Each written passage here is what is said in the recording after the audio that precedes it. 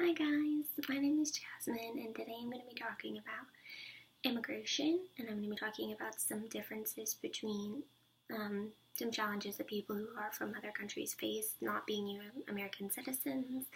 I'm going to talk about three main points of things that they have to deal with, and I'm going to explain to you a little bit about immigration, how it works, and a lot of places that people immigrate from.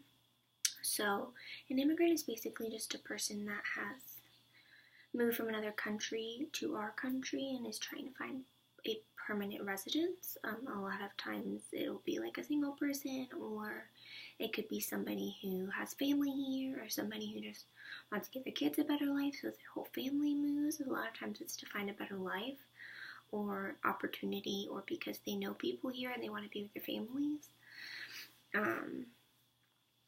The reason I'm interested in this topic is because I had a friend, and he was explaining to me that he had to pay for all of his school out of pocket because he was illegal. And then he was talking to me about how his parents, or his father, had been deported and had been sent back to their country, and how he had to support his family for his dad because his dad wasn't able to do it anymore. And that kind of hit me hard, and it made me appreciate my life a little bit more. So that deportation is a big issue for immigrants because they, at any time they could be sent back to their country, and you never know when it's going to happen. You could be just ripped away from your family. People like to write out their visas, and so their visa could end, but they aren't going to go turn themselves in. So they're going to stay and continue working and hope that something won't happen, or until they get deported. And so that's a big issue for people from another country.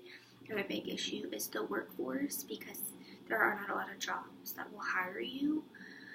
If you are not a citizen, they can't hire you, or there's places that will, but you have to, go through and get your work visa, or go get the proper documentation to show that you can work in the United States and that you're allowed to do so. And then, places like restaurants and construction, and a lot of times people who are from other countries get stuck in those kind of places because that's the only place that will hire them, but they are very hardworking people and they're loyal. So if you do end up hiring them, or they find a job that they like, then they'll stay there. And they won't, they won't leave. They'll stay there for as long as they can because that's the only place that will hire them, and they're going to be loyal to that place for giving them an opportunity. Another point that I have is that immigrants have a harder time getting an education because they don't offer financial aid for people who are not citizens. So you have to pay out of pocket for every single college class that you take. So if you want to pursue an education to give yourself a better life, you can, but you have to pay for it, and college is very expensive and it's very difficult.